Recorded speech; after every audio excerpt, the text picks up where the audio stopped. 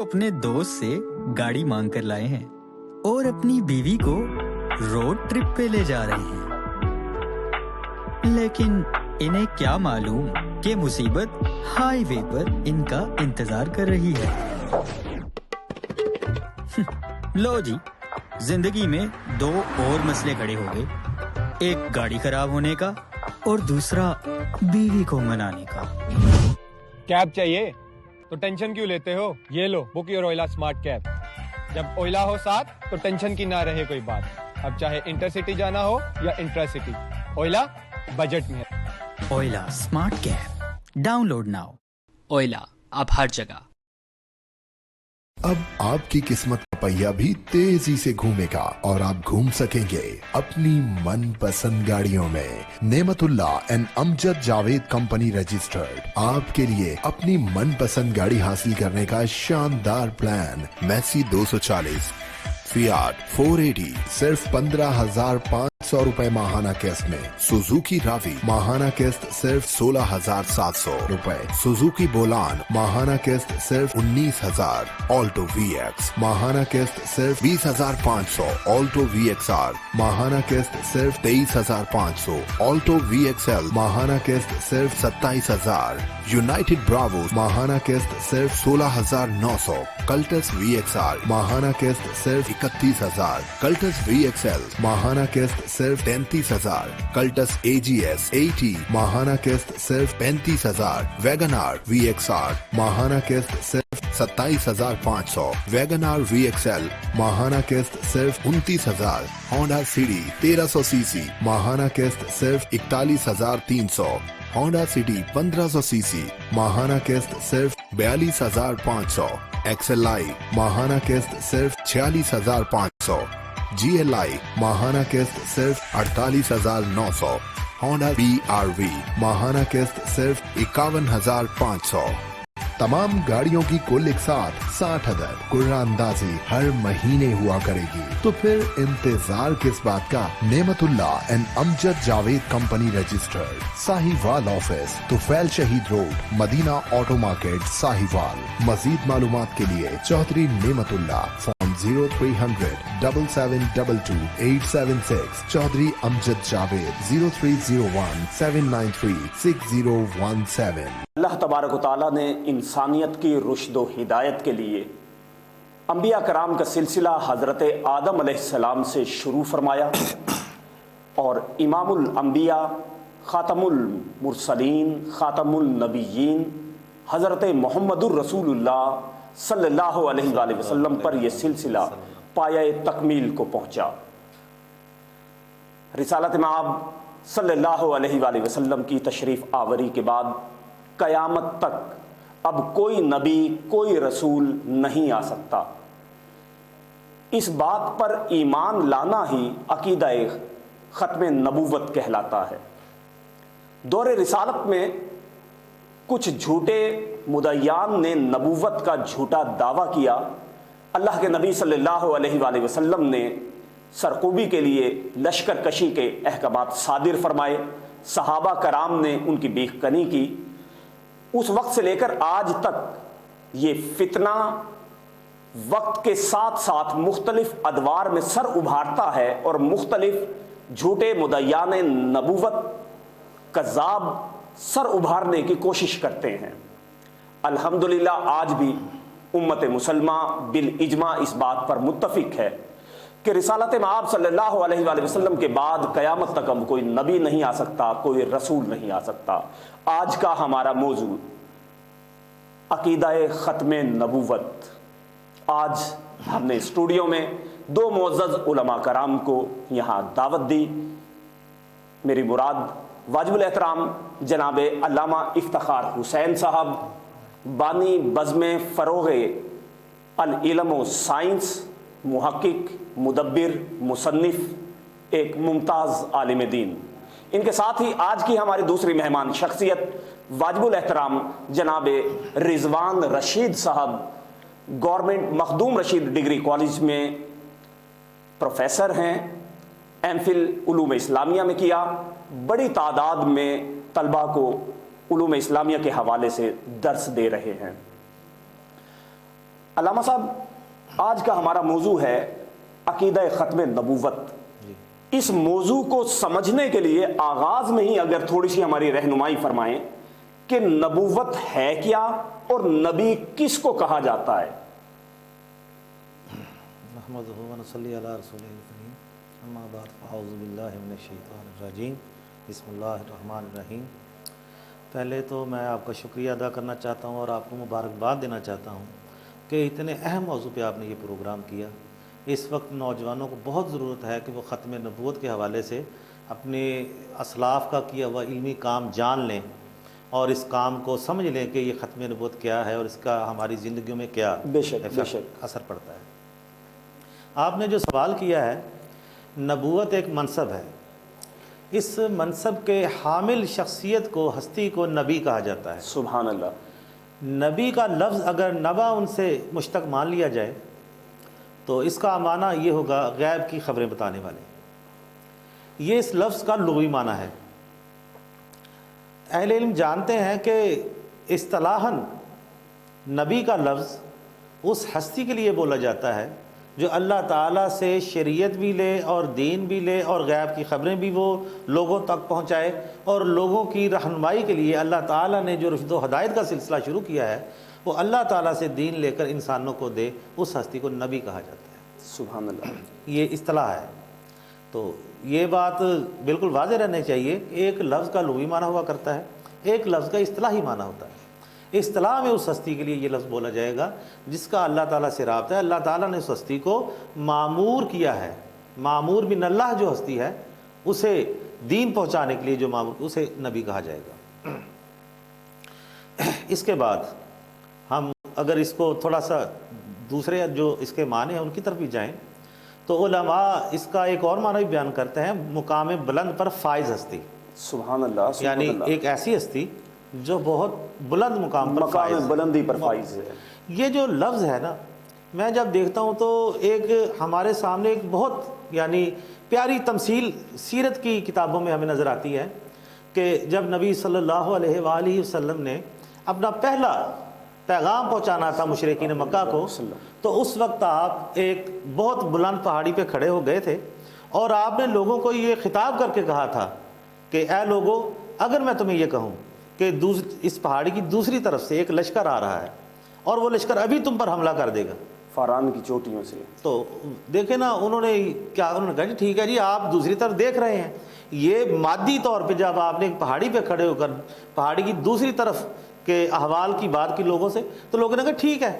تو مقام بلند پر فائز ہستی وہ ہستی ہوا کرتی ہے جو اس مادی دنیا کی، محسوس دنیا کی معلوم چیزوں کو بھی وہ دیکھ رہے ہوتے ہیں لوگ، اور وہ نبی بیان کرتا ہے، اور نبی اس عالم کی دنیا کو بھی بیان کرتا ہے جو غیر مادی ہے اور غیر محسوس ہے اور غیر مرئی ہے، اور آخرت میں پیش آنے والا جو واقعات ہیں ان کو بھی نبی یعنی اللہ تعالیٰ کی دے ہوئے صلاحیت سے، علم سے، عطا سے دیکھتا ہے، جانتا ہے. اللہ تعالیٰ نے نبی کو نشانیاں دکھائی ہوتی ہیں.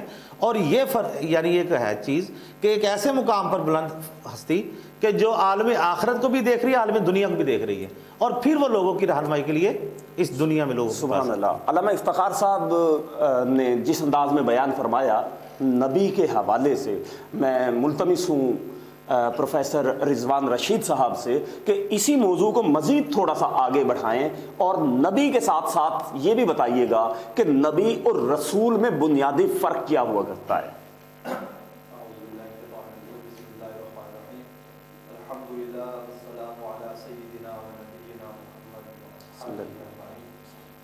شکریہ محترم عابد صاحب، آپ نے انتہائی اہم موضوع پر اس پروگرام کا انعقاد کیا جو کہ وقت کی ضرورت ہے، جیسا کہ علامہ افتخار صاحب نے فرمایا ہے. جہاں تک آپ کے سوال کا تعلق ہے نبی اور رسول میں کیا فرق ہے، اس حوالے سے علماء نے بہت ساری ایک اس پر اپنے ارشادات اور بحث کیا ہے، جس کا لطف لباب کچھ یوں ہے کہ رسول اللہ تبارک و تعالیٰ کی وہ برگزیدہ ہستی ہوتی ہے جو ایک نئی شریعت کے ساتھ مبعوث ہوتی ہے. اللہ تبارک و تعالیٰ ایک نیا پیغام ان کو دیتے ہیں. بنیادی پیغامات تو کم و بیش ایک جیسے ہیں، توحید ہے، رسالت ہے، عقیدہ آخرت ہے. ہاں کچھ چیزیں جو ہماری معاشرے سے تعلق رکھتی ہیں، وقت کے ساتھ، زمانے کے ساتھ، لوگوں کے معاش کے لحاظ سے معاشرت کے لحاظ سے اس میں تو وہ بیش تبدیلی پہلے میں ہوتی رہی ہے انبیاء میں. کچھ چیزیں حلال تھی, کچھ چیزیں حرام تھی, کچھ بعض امتوں پر جو چیزیں حرام تھی وہ ہم پر حلال ہے, کچھ کھانے کی ایسی چیزیں تھی. تو باہر کیا ہے, انبیاء اللہ تبارک و تعالیٰ کی وہ برگزیدہ ہستیاں ہیں جو سابقہ شریعتوں کی ہی دوبارہ سے پاسداری کرواتی ہیں, اسی کے پیغام کا اعادہ کرتی ہیں, اسی کی تکرار کرتی ہیں. جبکہ رسول, اب جو علماء نے بتایا کہ رسول وہ ہستیاں ہیں جن کو اللہ تبارک و تعالیٰ نے نئی شریعت دیا. لیکن قرآن مجید میں ہم یہ بھی دیکھتے ہیں کہ اللہ تبارک و تعالیٰ نے بعض انبیاء کو رسول اور نبی ایک ہی وقت میں وہ دونوں حیثیتوں سے وہ کام کر رہے تھے. جیسے کہ اللہ تبارک و تعالیٰ نے سورۃ مریم میں ارشاد فرمایا وَاذْكُرْ فِي كِتَابِ إِسْمَاعِيلَ إِنَّهُ كَانَ صَادِقَ الْوَعْدِ وَكَانَ رَسُولًا نَبِيًّا. سبحان اللہ. علیہ السلام کے حوالے سے ذکر ہے کہ بیک وقت وہ نبی کی حیثیت سے بھی تھے اور رسول کی حیثیت سے بھی تھے. اس سے اس موقف کو دوبارہ تائید ہوتی ہے کہ جو انبیاء ہوتے ہیں, وہ جو سابقہ عقائد ہوتے ہیں اس میں کوئی تبدیلی نہیں ہوتی. تو وہ پہلے عقائد کی بھی تبلیغ کر رہے تھے جبکہ انہوں نے کچھ نئی چیزوں کا اضافہ کیا شریعت کے لحاظ سے, یعنی سابقہ شریعتوں کی تصدیق بھی کیا کرتے تھے. تصدیق بھی کیا کرتے تھے. بالکل آپ نے صحیح کہا. جی اس میں جی علامہ صاحب ایڈ مزید کرنا اس چاہوں گا حوالے سے کہ پروفیسر صاحب نے اچھا کیا, اپنی رائے دی ہے. اس میں ایک اور فرق بھی بیان کیا گیا ہے کہ پہلے تو یہ دیکھ لینا کہ نبی کا جو لفظ ہے نا یہ عام ہے. ٹیکنیکلی اگر اس کو بیان کیا جائے گا تو یہ لفظ عام ہے. اللہ تعالیٰ کا طریقہ یہ ہے کہ انبیاء علیہ السلام ہی میں سے کچھ ہستیوں کو رسالت کے لیے منتخب کر لیا کرتا ہے اللہ تعالیٰ. دیکھیں نا, مسند احمد بن حنبل کی ایک روایت ہے, بڑی مشہور ہے, زبانی زد عام ہے, بڑی مشہور روایت ہے کہ نبی صلی اللہ علیہ وآلہ وسلم نے فرمایا کہ اللہ تعالیٰ نے انسانیت کی ہدایت کے لیے 1,00,000 کم و بیش 1,24,000 پیغمبر بھیجے اس دنیا میں. یعنی پیغمبر کا لفظ نبی کے لیے 1,24,000, ان میں سے 313 رسول تھے. سبحان اللہ. 313 امام احمد بن حنبل کی روایت. جی مسند احمد بن حنبل میں یہ روایت آئی ہے. اور نبی صلی اللہ علیہ وآلہ وسلم نے وضاحت کے ساتھ بتایا ہے کہ وہ جو پیغمبر تھے ان پیغمبروں میں سے 313 رسول بھی تھے. یعنی اللہ تعالیٰ کا طریقہ یہ ہے کہ اللہ تعالیٰ نبی بناتا ہے, یہ لفظ عام ہے, اور تمام انبیاء میں سے اللہ تعالیٰ جس ہستی کو چاہتا ہے رسالت کے لیے منتخب کرتا ہے, یہ لفظ خاص ہے. عام اور خاص کا سمجھ لینے کا فائدہ یہ ہوگا, ہم جب آگے جا کے بحث کریں گے تو پھر خاتم النبیین کی بحث میں یہ کلیہ کام آئے گا, اور یہ اس کی میں وضاحت کروں گا اپنے مقام پہ کہ لفظ عام اور لفظ خاص کو اگر ہم سمجھ لیں گے اس سے ہمیں کیا فائدہ ہوگا. اچھا, ایک اور چیز بھی قرآن نے بیان کیا ہے کہ قرآن نے کہا ہے کہ کتب اللہ لأغلبن انا ورسلی. اللہ تعالیٰ نے یہ وعدہ کیا ہے کہ اللہ تعالیٰ کہتے ہیں کہ میں نے یہ لکھ رکھا ہے, میں نے یہ طے کر رکھا ہے کہ میں اور میرے رسول ہی غالب رہیں گے. یہ رسولوں کے باب میں اللہ تعالیٰ کا وعدہ ہے. رسولوں کے باب میں ہو سکتا ہے انبیاء علیہ السلام کسی جگہ یعنی مختلف واقعات میں ہمیں نظر آتا ہے کہ نبی جو ہے وہ کسی قوم کی طرف جائے اور وہ قوم پر غلبہ نہ پائے, یہ ممکن ہے نبی کے حوالے سے. لیکن رسول کے حوالے سے قرآن نے بالکل واضح کر دیا ہے کہ رسول جب کسی قوم کی طرف مبعوث کیا جائے گا تو پھر یہ نہیں ہو سکتا کہ قوم جو ہے وہ رسول پر غالب آ جائے. اللہ تعالیٰ نے فرمایا کہ میں اور میرے رسول ہی غالب رہیں گے.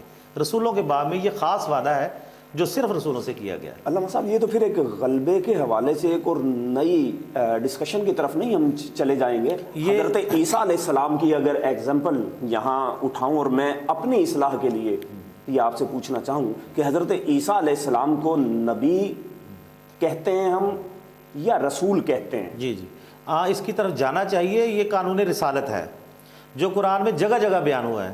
اگر آپ کسی وقت موقع دیں گے تو قانون رسالت پر بات ہوگی, اور وہ جگہ جگہ بیان ہوا ہے. قرآن نے اس کو بڑی صراحت کے ساتھ بیان کیا ہے. حضرت عیسیٰ علیہ السلام نبی تھے, اگر وہ اللہ تعالیٰ کے رسول ہوتے تو اللہ تعالیٰ کا یہ وعدہ جو ہے بالکل اپنا وہ پورا ہوتا. ٹھیک ہے, تو قانون رسالت میں اللہ تعالیٰ نے جو چیزیں بیان کی اگر اس کے اجزاء اگر ہم یہی بیان کرنا شروع کر دیں گے تو پھر یہاں پہ ہم ختم نبوت کی بات تھوڑی ٹائم کم پڑ جائے گا, ہم وہ قانون رسالت کی طرف نکل جائیں گے. تو میرا یہ خیال ہے کہ اس کو آپ سمجھ لیں کہ نبی اور رسول میں یہ فرق ہے, اور دوبارہ کسی وقت ہم انشاءاللہ قانون رسالت پہ بات کریں گے. ختم نبوت قرآن پاک کی مختلف آیات میں قرآن نے ہمیں اس کی تعلیم فرمائی ہے. مختلف آیات کے حوالے سے ہماری اصلاح فرمائیں گے, تھوڑی سی روشنی تاکہ ہمارے سننے والے ناظرین کو بھی ختم نبوت قرآن پاک کی روشنی میں کس طرح سے. جی دیکھیں, اللہ تعالیٰ نے سورہ احزاب میں ختم نبوت کے حوالے سے جو آیت مبارکہ نازل فرمائی ہے نا, اس آیت مبارکہ نے منکرین ختم نبوت کے لیے فرار کے تمام راستے بند کر دیے ہیں۔ وہ آیت مبارکہ اپنے مفہوم میں بہت واضح ہے اور ہمارے نوجوانوں کو بھی یاد ہے اور زبان زد عام ہے وہ آیت مبارکہ، اور سورہ احزاب میں ہے ما کان محمد ابا احد من رجالکم ولکن رسول اللہ وخاتم النبیین۔ اللہ تعالیٰ نے فرمایا ہے کہ ما کان محمد ابا احد من رجالکم، محمد تم مردوں میں سے کسی کے باپ نہیں ہے۔ یہ آیت کا ترجمہ کرنے کے بعد پھر میں اس آیت کا پس منظر بھی بیان کروں گا، لیکن وہ اللہ کے رسول ہیں اور خاتم النبیین ہیں۔ یعنی یہ جو ترکیب قرآن نے بیان کی ہے خاتم النبیین، آج کی نشست میں ہم اسی پہ بات کریں گے اور بتائیں گے کہ اس سے کس طرح وہ لفظ آخری نکل آتا ہے جی۔ خاتم النبیین کی ترکیب سے لفظ آخری کس طرح نکل آتا ہے، ٹھیک ہے۔ اللہ نے یہ آیت مبارکہ نازل کی اور یہ آیت اپنے مفہوم میں بالکل واضح ہے کہ آپ سلسلہ نبوت کے ختم کرنے والے ہیں۔ دیکھیں عرض یہ ہے کہ کسی بھی کلام کو سمجھنے کے لیے متکلم کا، اس ماحول کا، اس کلام کے وضع ہونے کا پس منظر سمجھنا بہت ضروری ہوا کرتا ہے۔ جب آپ کسی کلام کو سمجھنے بیٹھتے ہیں تو متکلم اس یعنی کلام کو کس وقت وضع کر رہا ہے، کس ماحول میں وضع کر رہا ہے، اور بات جس ماحول میں کی جا رہی ہے اس کا پس منظر کیا ہے، ان چیزوں کو سمجھنا بہت ضروری ہے۔ یہ آیت مبارکہ یعنی اس کا شان نزول یہ ہے، اس کو نازل کرنے کا اس وقت موقع آیا کہ جب آپ نے اپنے منہ بولے بیٹے حضرت زید کو یہ کہا تھا کہ اپنی بیوی جو ہے زینب اس کو طلاق نہ دو، اور عربوں کا یہ طریقہ تھا کہ وہ جس آدمی کو منہ بولا بیٹا بنایا ہوتا، جس جوان کو، تو اس کی جو بیگم ہوتی تھی اس کے ساتھ وہ نکاح نہیں کیا کرتے تھے، عربوں کا یہ طریقہ تھا۔ حضرت زید پہلے غلام تھے، آپ نے آزاد کر دیا تھا، آپ نے آزاد کرنے کے بعد اپنی پھپھیزاد بہن جو تھی ان کے ساتھ نکاح کروا دیا تھا حضرت زینب رضی اللہ تعالیٰ عنہ کے ساتھ، یہ سارا ہو چکا تھا۔ اب کسی بھی وجہ سے ان کی وہ نہیں بن پا رہی تھی، اب نوبت طلاق تک پہنچ چکی تھی۔ تو عرب جو لوگ تھے اس وقت، اس معاشرے کے جو لوگ تھے، اور ان میں صحابہ بھی بالکل یہی سوچ رہے تھے کہ عربوں کا یہ طریقہ جو صدیوں سے چلا آ رہا ہے کہ جس آدمی کو منہ بولا بیٹا بنا لیا ہے اس کی بیوی سے تو نکاح ہو نہیں سکتا، تو اللہ تعالیٰ نے کہہ دیا تھا کہ ہم نے اب فیصلہ کر لیا کہ زینب کا نکاح آپ سے کر دیں گے۔ تو یہ جو ان کے سامنے ایک صورتحال آ رہی تھی، اس صورتحال میں اللہ تعالیٰ نے بتایا کہ نبی صلی اللہ علیہ وسلم جو ہیں وہ تم مردوں میں سے کسی کے باپ نہیں ہیں، یعنی جس آدمی کو اپنے منہ سے بیٹا بنا لیا ہے، جس جوان کو بیٹا بنا لیا ہے، وہ حقیقی بیٹے جیسا نہیں ہے۔ یعنی اس آیت کا پس منظر حضرت زید بن حارثہ رضی اللہ تعالیٰ عنہ کے وہ واقعات ہیں، وہ واقعات ہیں، اور یہاں پہ یہ کہنا کہ تم مردوں میں کسی کے باپ نہیں ہیں، اور ساتھ یہ کہنا کہ وہ اللہ کے رسول ہیں اور سلسلہ نبوت کو ختم کرنے والے ہیں۔ بعض اوقات اس میں لوگ یہ سوال اٹھاتے ہیں، قادیانی حضرات وغیرہ، کہ دیکھیں اس میں ربط کیا ہے۔ یعنی ایک طرف یہ بات ہو رہی ہے کہ آپ محمد تم مردوں میں سے کسی کے باپ نہیں ہیں، اور دوسری طرف ساتھ ہی اسی جملے میں، دوسری طرف کیا، اسی جملے میں یہ کہا جا رہا ہے کہ یہ رسول ہیں اور سلسلہ نبوت کو ختم کرنے والے ہیں۔ ربط یہ ہے کہ جیسے میں نے عرض کیا کہ وہ صورتحال ایسی تھی کہ مشرکین مکہ بھی اور منافقین بھی اور خود دوسرے مسلمان بھی یہ سوچ رہے تھے کہ یہ جو ہماری رسم ہے جو کہ صدیوں سے چلی آ رہی ہے اس کو تو ویسے ہی قائم رہنا چاہیے، لیکن نبی پاک صلی اللہ علیہ وسلم نے چونکہ اللہ تعالیٰ کے آخری نبی تھے، اللہ کو پتہ تھا، اسی وجہ سے اللہ تعالیٰ نے یہ کہا کہ یہ جو رسم ہے نا، اب رسول اللہ کے بعد تو کوئی نبی آنے والا نہیں ہے، آنا ہی نہیں ہے کوئی نبی، اور اسی لیے اس رسم بد کا کلا کما آج بھی کے ہاتھوں اللہ تعالیٰ نے کروانا تھا، اور یہی موقع تھا کہ اسی وقت کہا کہ تم مردوں میں کسی کے باپ نہیں ہیں، اور ساتھ یہ بھی کہہ دیا کہ یہ سلسلہ نبوت کے ختم کرنا ہے، چونکہ آخری نبی ہے اس وجہ سے آپ ہی اس رسم بد کو ختم کر کے جائیں گے۔ سبحان اللہ۔ اضافہ یہ کرنا چاہوں گا، انہوں نے تو براہ راست خاتم النبیین کے حوالے سے بات کی، ہم یہ سوال اٹھاتے ہیں کہ نبی کی ضرورت کیوں محسوس ہوتی ہے؟ انسان کی ہدایت کے لیے انبیاء آتے ہیں، اللہ تبارک و تعالیٰ نے قرآن مجید کی شکل میں انسانیت کی ہدایت کے لیے جو پیغام دیا وہ تا قیامت دے دیا، اس کے بعد نبی کی بالجملہ یا اس طرح ضرورت نہیں رہی۔ مثال کے طور پر اللہ تبارک و تعالیٰ نے ارشاد فرمایا الیوم اکملت لکم دینکم واتممت علیکم نعمتی ورضیت لکم الاسلام دینا۔ سبحان اللہ، سبحان اللہ۔ اللہ تبارک و تعالیٰ نے تین چیزوں کا ذکر کر دیا کہ آج وہ نعمت پوری ہو گئی اور دین اسلام کو میں نے آئندہ آنے والے لوگوں کے لیے پسند کر دیا۔ تو جب ایک پیغام آ گیا اور وہ ایک لامحال انسانیت کے لیے پیش کر دیا گیا، اس کے بعد ضرورت نہیں پیش آتی کہ کوئی اور ہے، اور اس پیغام پہلے بھی ایسا ہوتا اللہ تبارک و تعالیٰ نے تورات نازل کی، زبور نازل کی، انجیل نازل کی، وہ بھی اللہ تبارک و تعالیٰ کے پیغامات انسانیت کے کچھ کو ہدایت کے لیے تھے، لیکن ساتھ اس میں جو تبدیلی یہ ہوئی کہ لوگوں کے پاس اختیار تھا، انہوں نے اپنی اس کے تحریفات کی، معنوی کی، لفظی کی. اللہ تبارک و تعالیٰ نے قرآن مجید کے حوالے سے یہ بھی اپنا فیصلہ کر فرما دیا کہ اِنَّا أَنزَلْنَا الذِّكْرَ وَإِنَّا لَهُ لَحَافِظُونَ. بے شک ایک طرف اللہ تبارک و تعالیٰ نے اس کو منتخب کر لیا انسان کے لیے، دوسری طرف اس پیغام کی حفاظت کا ذمہ بھی اپنے ذمہ لے لیا. تو لہٰذا منطقی طور پہ بھی ایک نبی اب اس کی ضرورت محسوس نہیں ہوتی، وہ پیغام ہمارے پاس موجود ہے، اللہ سے تعلق کا ذریعہ ہمارے پاس موجود ہے. تو ہم یہ سمجھتے ہیں کہ حضور پاک صلی اللہ علیہ وسلم خاتم النبیین ہیں اور جو پیغام لائے ہیں وہ تا قیامت انسانوں کے ہر مقام کے لیے، ہر جگہ کے لیے، ہر وقت کے لیے، وہ انسانیت کے لیے رشد و ہدایت کا باعث ہے. تو اس نبی جس وجہ سے آیا کرتے تھے وہ وجہ ہی بات نہیں رہ گئی، تو لہٰذا ایک نبی کی ضرورت محسوس نہیں ہوتی ہے. یعنی حضور اکرم صلی اللہ علیہ وآلہ وسلم کے قلب اطہر پہ نازل ہونے والا وہ قرآن جس کی ذمہ داری ہی اللہ نے لے لی کہ اس کی حفاظت کی ذمہ داری ہماری ہے، اور اب اس میں تبدیلی ممکن نہیں ہے، اور یہ آخری کلام ہے انسانیت کی ہدایت کے لیے، رشد و ہدایت کے لیے. ناظرین، اسی موضوع کو لے کر آگے بڑھیں گے، لیکن یہاں لیتے ہیں ایک چھوٹا سا کمرشل بریک.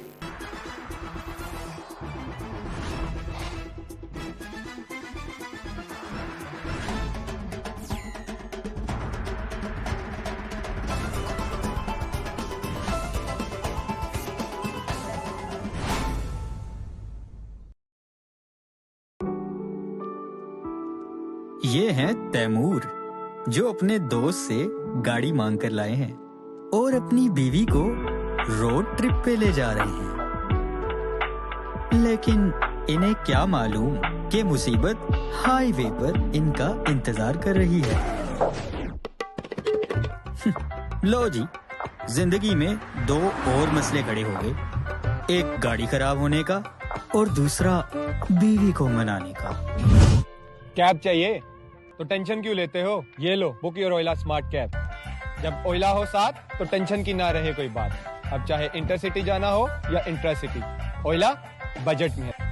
اولا smart cab download now. Ola اب ہر جگہ. اب آپ کی قسمت کا پہیہ بھی تیزی سے گھومے گا اور آپ گھوم سکیں گے اپنی من پسند گاڑیوں میں.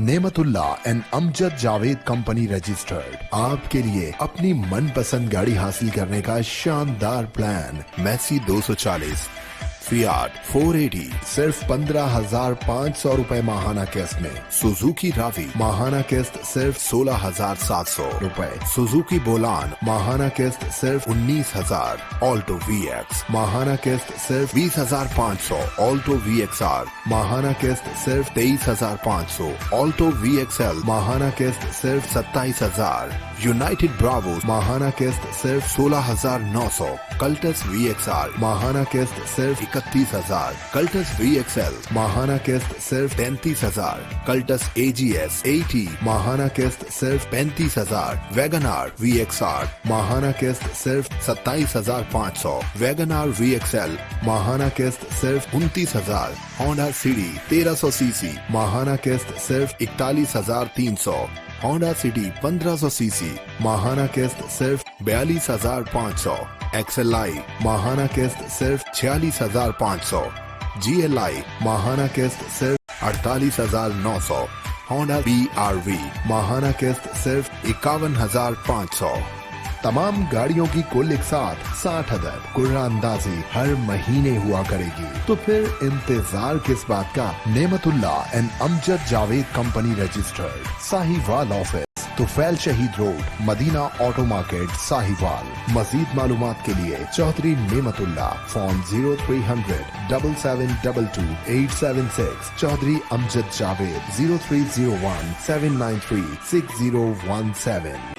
نور پلس بیوٹی کریم، جو آپ کی جلد کو دے صرف 5 دنوں میں اسپاٹلیس بیوٹی کے ساتھ ساتھ گلوئنگ اور خوبصورت اسکن.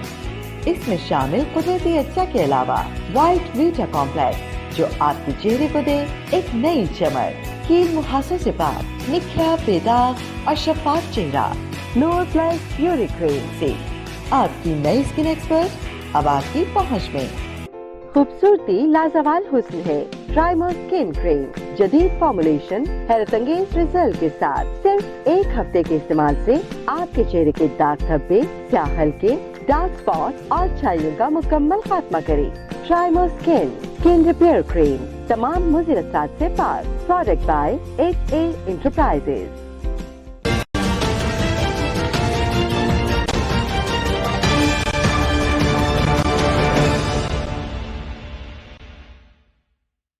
अस्सलाम वालेकुम नाजरीन, आप देख रहे हैं प्रोग्राम तहकीक और मैं हूं आपका होस्ट ज़ीशान गिलानी। बात होगी आपके मसाइल, बात होगी बढ़ती हुई महंगाई, जवाब देंगे इसका अरबाब इख्तियार। उनसे पूछे जाएंगे आपके दिए हुए सवालात और वो देंगे उनके जवाबात। उनसे पूछे जाएंगे बढ़ती हुई महंगाई के ऊपर क्या हुकूमत ऐसे इकदाम कर रही है जिनसे गरीब आवाम को रिलीफ मिलेगा। पेट्रोल आए दिन महंगा होता जा रहा है, LPG आए दिन महंगी होती जा रही है।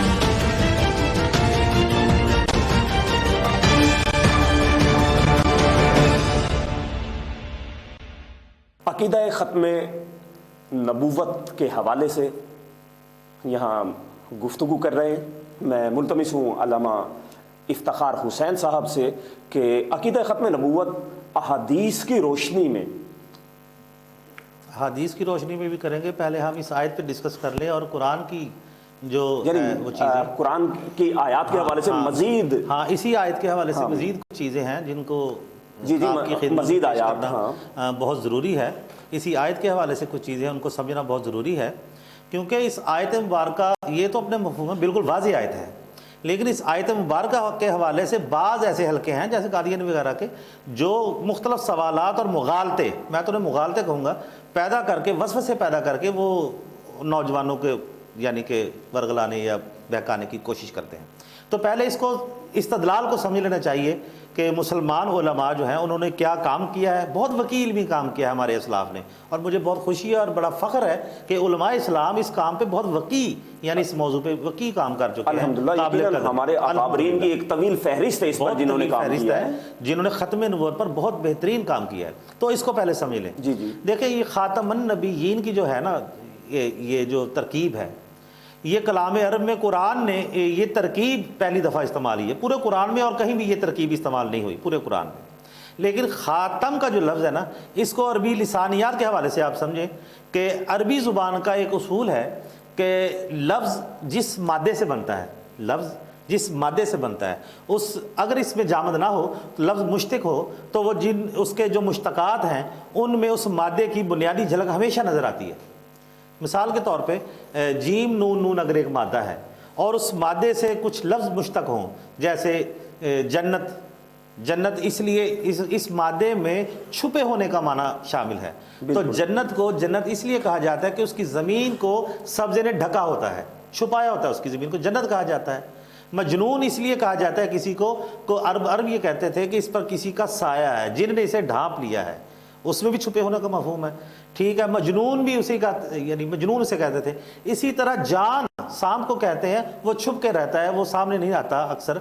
तो ये उस मादे से मुश्तक अल्फाज हैं, उन अल्फाज में मादे का माना नजर आएगा।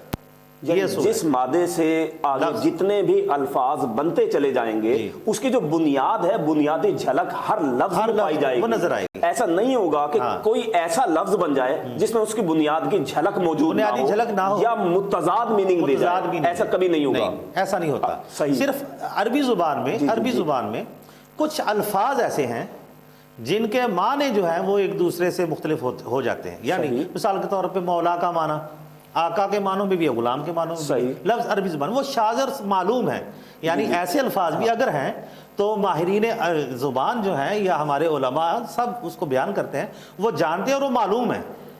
इस तरह नहीं होता, ये टेक्निकल असूल, और इसको समझ लेने से फिर इस आसानी हो जाएगी कि उन्होंने क्या किया है। यानी इस मादा है खातामा, इस ये मादे से जब दूसरे लफ्ज़ बने, मैं मिसाल के तौर पर कुरान के ख़त्म अल्लाहु अला क़ुलूबिहिम व अला समइहिम, इसमें क्या माना, रुकावट का माना, रोकने का माना।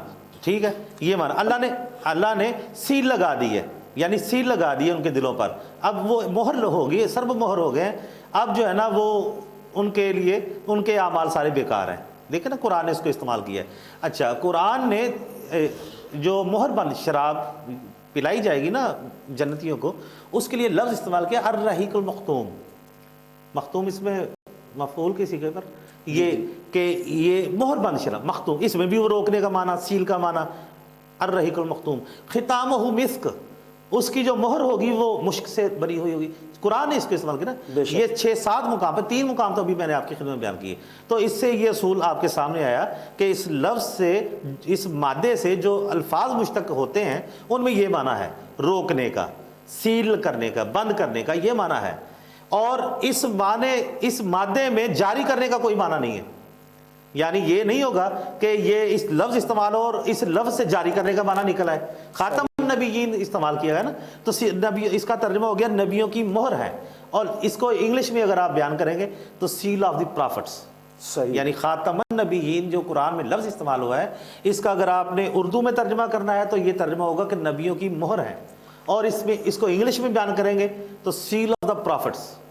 यानी आप यहाँ उस मोहर की तरफ इशारा दे रहे हैं जो लॉक लगा दी जाती है, कोई भी चीज बंद जब कर दी जाती है, उस पर रेड कलर की जो लॉक लगा दी जाती थी कि उससे ना तो कोई चीज बाहर निकाल सकते थे ना अंदर। अगर बाहर या अंदर एक्स्ट्रा डाली जाए या निकाली जाए तो सील टूट जाएगी। बिल्कुल बिल्कुल बिल्कुल ऐसे ही यही माना है। यानी खातमुन नबिय्यीन, ये इसी तरकीब में और इसी माने में कुरान ने इसको इस्तेमाल किया कि आप नबियों की मोहर हैं, सिलसिला नबूवत को खत्म करने वाले हैं। अच्छा, हमारे नाजरीन के लिए थोड़ी सी मजीद आसानी की खातिर कि कुछ दोस्तों को जो जहनी तौर पर एक सवाल पैदा होता है कि क्या इससे मुराद वो स्टैंप है कि जो मुख्तलिफ जिस अंदाज में मुख्तलिफ डॉक्यूमेंट्स पे लगा दी जाती है वो स्टैंप है, इससे मुराद मोहर है, या ये सील बंद सरबा मोहर? जी सही है। आप देखें अरबी ज़ुबान का या लिसानियात का, सिर्फ अरबी नहीं हर लिसान में ये है कायदा कि अगर एक लफ्ज़ के 2, 3, 4 माने हैं, एक लफ्ज़ के 2, 3, 4, 5, 7 माने हैं, तो मुतकल्लम जब किसी लफ्ज़ को किसी जुमले में इस्तेमाल करता है तो उस जुमले में लफ्ज़ का एक ही माना हुआ करता है। इस बात को समझ लीजिए। इस आयत के सही तफहीम के लिए ये बहुत ज़रूरी है कि ये बात समझ लें कि अगर किसी लफ्ज़ के 2-3 माने हैं तो मुतकल्लम ने उस लफ्ज़ को एक जुमले में इस्तेमाल किया तो उस जुमले में उसका एक ही माना मुराद होगा, सारे माने एक ही जगह पर मुराद नहीं होते। और ऐसा पॉसिबल भी नहीं है, होता नहीं है ना। हाँ, पॉसिबल नहीं। जिस तरह आपके पास एक साइंस है मादी दुनिया को समझने के लिए, तो लिसानियात भी पूरी साइंस है। लिसानियात भी पूरी साइंस है, इसके भी कुलिये कायदे ज़ाब्ते हैं और उनसे इनहराफ नहीं हो सकता। सही। अगर कोई करेगा तो ज़ाहिर है कि अहले इल्म फिर उसे कोई अहमियत नहीं देगी। और यही बात है कि इनका जो नुक्ता नज़र है, इल्म की दुनिया में उसकी कोई अहमियत नहीं है। इन्होंने जितने इनहराफात किए हैं ना, एक एक करके अभी सामने आ जाएंगे, 1-2 चीज़ें बयान भी कर दी हैं। इल्म की दुनिया में इसकी कोई हैसियत नहीं है। तो मैं ये अर्ज़ कर रहा था कि अगर लफ्ज़ ख़त्म है, ख़ातम, इसका एक माना हो मोहर यानी स्टैंप कर लें, एक माना स्टैंप, एक माना हो सील, एक माना हो अंगूठी। जैसे कि आमतौर पर ये कहते हैं कि ये अंगूठी भी एक माना है, बादशाहों की उंगली में हुआ करती थी, उसी से वो स्टैंप लगा लिया करते थे। ठीक है, तो सवाल तो यही है ना कि लफ्ज़ के अगर 3 माने बर्स बिल तनज़ुल हमने मान भी लिया कि ये स्टैंप का माना भी हो सकता है, अंगूठी का भी हो सकता है, माना हो सकता है। लेकिन अगला सवाल वो आ जाएगा कि कुरान ने इसको किस माने में इस्तेमाल किया है। यानी वो तरजीही माना तो आप बयान करेंगे ना, वो दलाइल के साथ, इस्तदलाल के साथ आप समझाएंगे, आप बयान करेंगे। तो जिस तरह हमने ये अर्ज़ किया कि इस माने में रोकने के इस यानी मादे में रोकने के माने थे, तो सील ऑफ द प्रॉफिट्स तो माना बन गया। अच्छा, अगर इन्होंने किसी दूसरे ने ये माना करना है कि ये अंगूठी या नबी पाक सल्लल्लाहु अलैहि वसल्लम की निस्बत से ये माना कुरान ने बयान किया था, किसी ने ये बयान करना है कि इससे मुराद है आपका जीनत, साहब जीनत होना, और नबियों के आप खातम हैं, तो नबियों की सफ़ में आप एक बाकमाल हस्ती हैं। किसी ने अगर ये बयान करना है तो उसके लिए आपको कलाम में फिर तरीका है कि एक अलहदा लफ्ज़ शामिल करना पड़ेगा जीनत का मफहूम दाखिल करने के लिए। मिसाल के तौर पे जिस तरह आप लफ्ज़ किताब बोलते हैं, किताब का लफ्ज़ बोलने से कोई बंदा ये नहीं समझता दिलचस्प किताब, ये नहीं समझेगा। लफ्ज़ किताब से ये नहीं समझेगा कि दिलचस्प किताब। अगर आपने ये बताना है कि किताब दिलचस्प है तो आपको एक ऐसा लफ्ज़ डालना पड़ेगा जो उसकी सिफ्त बने, यानी उस मौसूफ की सिफ्त बने, और फिर उसके मफहूम को जो मफहूम आप बयान करना चाह रहे हैं अलहदा से बयान करें। तो कुरान ने तो यहाँ पे कोई ऐसा मफहूम अलहदा से बयान नहीं किया जो जीनत के लफ्ज़ को बयान करे। जिस तरह मैंने अर्ज़ किया ना कि दिलचस्प किताब, तो किताब कहने से कोई दिलचस्प नहीं होती। तो यहाँ पे अगर आप तरकीब देखें ना कलाम की, तो उसमें इस तरह का कोई मफहूम नहीं है कि जिसमें जीनत का मफहूम लेने की कोई गुंजाइश हो। अच्छा, वो अगर मोहर लगाने वाला मफहूम, دیکھیں نا 3 میں نے عرض کیے تھے، ان میں سے ایک کا ابھی میں نے کیا جس معنی پہ ہم کھڑے ہیں اس کی بھی میں نے دلال دی ہے۔ اگر کوئی آدمی یہ کہتا ہے کہ اس سے مراد ہے سٹیمپ، یعنی وہ جو لگائی جاتی ہے، ٹھیک ہے تو ٹھیک ہے، وہ آ جائے وہ بتائے کہ اس عربی زبان میں یہ معنی کن ماہرین لغات نے لیا ہے، کیونکہ آپ اجمی ہیں اور کلام عربی میں ہے۔ ٹیکنیکل اور اصولی بات یہ ہے کہ جب آپ اس عربی زبان کے کلام کو اپنی زبان میں بیان کریں گے تو ماہرین لغات کے حوالے سے آپ بے نیاز نہیں ہو سکتے۔ بالکل، اگر کوئی آدمی بے نیاز ہو جائے گا تو پھر وہی بات ہے، پھر اس کی کوئی حیثیت نہیں ہے۔ صحیح، عربی زبان کے حوالے سے اگر کوئی بے نیاز ہو جائے تو اس کی کوئی حیثیت نہیں ہے۔ تو پھر ماہرین لغات میں سے کتنے ہیں جنہوں نے یہ معنی بیان کیا؟ اور اس سے بھی بڑھ کر میں یہ عرض کروں کہ نبی صلی اللہ علیہ وآلہ وسلم نے جن کے قلب اطہر پہ یہ قرآن نازل ہوا، انہوں نے اس کا جو معنی بیان کیا، انہوں نے اس کا معنی جو بیان کیا، سبحان اللہ، وہ تو تمام ماہرین لغات سے بھی زیادہ اس کی اہمیت ہونی چاہیے نا، کہ نبی صلی اللہ علیہ وسلم نے جو معنی بیان کر دیا اس کا۔ تو آپ نے جو یہ کہہ دیا کہ نا خاتم النبی لان کی بات ہی، تو اس کے بعد کسی بحث کی گنجائش نہیں ہے، بے شک، اور یہ معنی لینے کی بھی گنجائش نہیں ہے کہ آپ سٹیمپ ہیں۔ ایک اور چیز، سٹیمپ کا معنی لینے کے لیے اگر ٹائم ہو تو میں چاہوں گا بالکل کہ سٹیمپ کا معنی لینے میں کیا چیز رکاوٹ ہے۔ دیکھیں نا، یہ ترکیب خاتم النبیین کی ترکیب ہے، اس میں نبیین کا لفظ ہے وہ الف لام کے ساتھ آیا ہے۔ اچھا، یہ گرامر میں طے کرنا پڑتا نہیں یہ کون سا الف لام ہے۔ اگر جس طرح کے قادیانی نے کہا کہ یہ الف لام عہد کا ہے، حالانکہ انہوں نے غلط کہا، یہ الف لام عہد کا نہیں ہے۔ دیکھیں اس کی غلطی کیا ہے، اس کی میں وجہ بھی بتا دوں گا۔ یہ الف لام استغراق کا ہے۔ استغراق کا الف لام وہ کرتا ہے جو اپنی جنس کے تمام افراد کو حاوی ہوتا ہے اور اس میں وہ شامل ہوتے ہیں اور اس میں استثناء نہیں ہوتا۔ جب آپ الف لام استغراق کا قرار دیتے ہیں نا کسی مدخول پر، تو اس میں استثناء نہیں ہوا کرتا۔ یہ گرامر کا اصول ہے۔ انہوں نے کہا جی الف لام یہ عہد کا ہے۔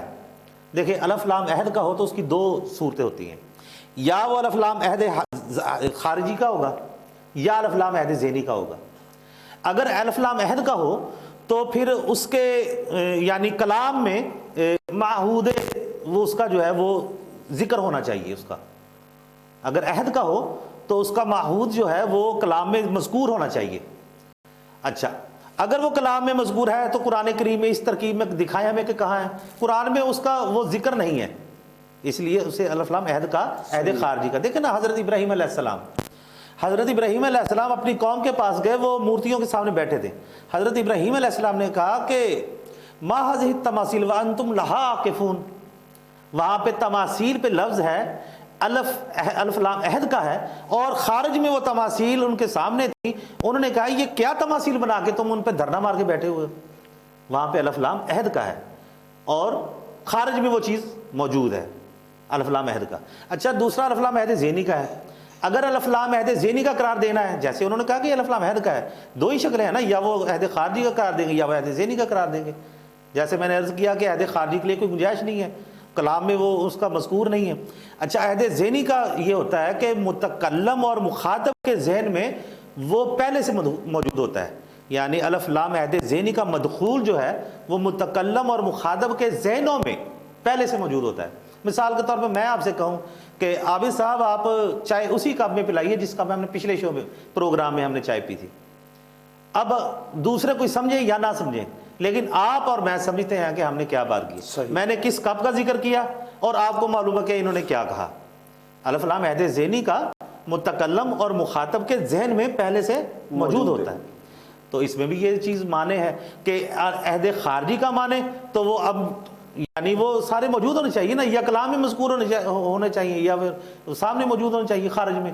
اگر ذہنی ہو تو پھر جو متکلم اور مخاطب ہے ان کے ذہنوں میں، دیکھیں نا کس کے ذہن میں ہے یہ کہ کتنے انبیاء اگر الف لام عہد ذہنی کا مان کر وہ اس عہد کو وہ جاری کر رہے ہیں، نبوت کو جاری کر رہے ہیں، ہم تو استغراق کا مان کر ختم نبوت کی وہ آ گئے۔ وہ جو جاری کر رہے ہیں، تھوڑی سی اس حوالے سے روشنی ڈالی ہے کہ جس طریقے سے خاتم النبیین کے اس لفظ پر ہم ڈسکشن کر رہے ہیں، یقیناً یہ ہم سب کا ایمان ہے، اور میں تو یہ سمجھتا ہوں کہ یہ ہمارے ایمان کا محور و مرکز و منبع یہی ختم نبوت ہے کہ حضور اکرم صلی اللہ علیہ وسلم آخری نبی ہیں، اور ان کے بعد کوئی نبی کوئی رسول قیامت تک یقیناً نہیں آ سکتا۔ اور قرآن پاک میں اللہ پاک ارشاد فرماتے ہیں کہ यकीनन ईमान वालों के लिए बेहतरीन उसवा हसना रसूलुल्लाह सल्लल्लाहु अलैहि वसल्लम की ज़ात में ही है। और वही नबी अतहर जो खुद इरशाद फरमा रहे हैं कि ला नबी अबादी, कि मेरे बाद कोई नबी हो ही नहीं सकता। अब ये लोग जो बेवकूफ़ इस अंदाज में ये सवाल कर रहे हैं, आखिर इन्होंने ठोकर कहाँ खाई है, किस मकाम पर खाई है? जैसे लफ्ज़ खातमुन नबीयीन के हवाले से हम डिस्कशन कर रहे हैं, अगर ये कहें कि अदबी हवाले से खातमुश शोरा गालिब के लिए इस्तेमाल किया जाता है कि खातमुश शोरा, इसके बावजूद कि गालिब के बाद शोरा आज तक आ रहे हैं। खातमुल मुफस्सिरीन हज़रत अब्दुल्ला इब्न अब्बास रज़ी अल्लाह ताला अन्हु को कहा गया, तो इसके बावजूद यहां खातम से मुराद आखिरी नहीं लिया जा रहा। जी जी, इसमें जो बुनियादी फर्क है, मेहरबानी फरमा के उसकी वजाहत कीजिएगा। जी, बहुत अच्छा पॉइंट उठाया आपने, और यही वो मुकाम है जहाँ पे इन्हें ठोकर लगी है कि इन्होंने ये मिसालें दी हैं। मिसाल के तौर पे कादियानी के मुरब्बी जब बात करते हैं वो कहते हैं कि देखें जी, हमारे पास 40 से ज़्यादा मिसालें हैं इस तरह की तराकीब की कि उसमें ये लफ्ज़ इस्तेमाल होता है, उससे मुराद आखिरी नहीं होता। जैसे 2-3 मिसालें आपने दे दी, खातमुल हुक्मा, खातमुल मुफस्सिरीन, खातमुश शोरा, इस तरह की मिसालें। तो इस बात को समझ लीजिए कि इन्होंने गलती कहाँ की है। नाज़रीन, इस टॉपिक पर बुनियादी गलती दौर हाजिर के मौजूदा जो कज़्ज़ाब हैं उन्होंने कहाँ खाई, इसी बात को लेकर आगे बढ़ेंगे। यहाँ लेते हैं एक छोटा सा कमर्शियल।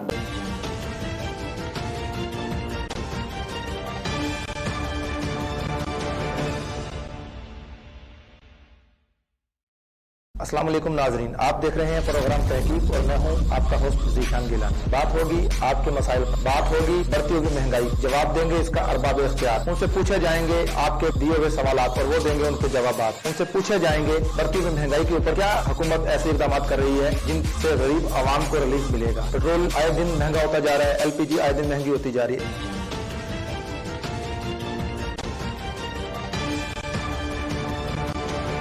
चेहरे को दे एक नई चमक, कील मुहासे से पाक, निखरा, बेदाग और शफाफ चेहरा। नूर प्लस ब्यूटी क्रीम से आपकी नई स्किन एक्सपर्ट अब आपकी पहुंच में। खूबसूरती लाजवाल हुस्न है। ट्राइमो स्किन क्रीम, जदीद फॉर्मुलेशन, हैरत अंगेज रिजल्ट के साथ सिर्फ 1 हफ्ते के इस्तेमाल से आपके चेहरे के दाग धब्बे, स्याह हल्के, डार्क स्पॉट और छाइयों का मुकम्मल खात्मा करे। ट्राइमो स्किन रिपेयर क्रीम, तमाम मुज़िर असरात से पाक। Product bye 8A enterprises. हम ये डिस्कस कर रहे हैं कि दौर हाजिर में जो दौर हाजिर के कज़्ज़ाब हैं जिन्होंने ठोकर खाई बुनियादी तौर पर, आखिर वो ठोकर कहाँ खाई और क्यों खाई। जी, जैसे कि मैं ये अर्ज़ कर रहा हूँ कि ये तरकीब कुरान में बयान हुई है ख़ातमुन नबीयीन की, तो इन्होंने ये जो मिसालें दी हैं ना, ये जो मिसालें कोट की जाती हैं, इसमें एक फ़र्क है। कुरान इस लफ्ज़ को बफ़तह ता इस्तेमाल कर रहा है, यानी ते की ज़बर के साथ। सही। और जो मिसालें इस बाब में अमूमन दी जाती हैं वो बकसर ता आती हैं, यानी ते की ज़ेर के साथ। अरबी ज़ुबान में ते पर ज़बर हो, यानी लफ्ज़ बफ़तह ता आए, ते की ज़बर के साथ आए, तो वो अपने हकीकी मफ़हूम में हुआ करता है। सही। और ते की ज़ेर के साथ है तो उसमें मजाज का उसलूब हुआ करता है, जिसमें ये गुंजाइश है कि आप किसी फ़न का, किसी चीज़ का मलका कहें कि उस पर ख़त्म है, ते की ज़ेर के साथ। ये नोट कर लें कि कुरान इसको ते की ज़बर के साथ बयान कर रहा है, और जो मिसालें कोट की जाती हैं ख़ातिमुल मुफस्सिरीन, ख़ातिमुश शोरा, ये ते की ज़ेर के साथ हैं। इसमें गुंजाइश है कि मजाज का उसलूब रखा जाए, लेकिन ते की ज़बर के साथ मजाज का उसलूब नहीं रखा जा सकता। एक और चीज़ इस बाब में, इसी चीज़ के हवाले से, जब आप लफ्ज़ का माना करते हैं, कोई मिसालें पेश करते हैं, आप कलाम से इस्तिशहाद कायम करते हैं, इस्तदलाल कायम करते हैं, तो उसके लिए ज़रूरी है कि आप अहद रिसालत की अरबी में जाएं। यानी कुरान करीम के मामले में ये बहुत ज़रूरी है कि आप अहद रिसालत की अरबी में जाएं, ना सिर्फ उस अहद में पहुंचे बल्कि उम्मुल कुरा की वादी तक महदूद रखें अपने आप। सुभान अल्लाह। यानी ये 2 चीज़ों की पाबंदी करनी बहुत ज़रूरी है। लिसानियात के हवाले से कुरान का तर्जुमा और तशरीह करते हुए इसके लुग़वी मानी जो बयान करते हुए या इसे के जो मादे के माने या इसकी जो मिसालें हैं, नज़ायर जो हैं, उनको बयान करने के लिए आपको ये दो चीज़ों की पाबंदी करनी ज़रूरी है।